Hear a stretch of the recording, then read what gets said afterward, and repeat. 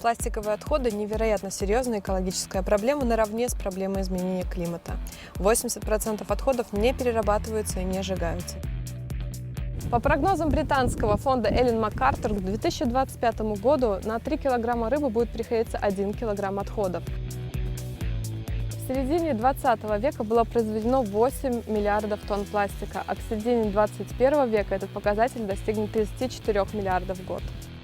Как каждый из нас может сократить использование пластика? Пластиковые пакеты человек использует 12 минут, а разлагаются они от 500 до 1000 лет. Используйте пакет из натуральной ткани. Он долговечен, выдерживает до 20 кг и при разложении становится удобрением.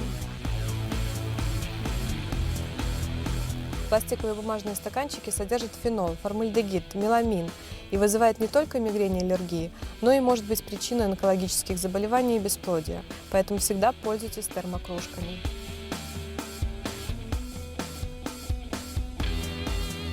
Пластиковые трубочки можно не использовать, заменив их бумажными, металлическими, бамбуковыми. 60 крупнейших фестивалей Великобритании уже запретили использование их.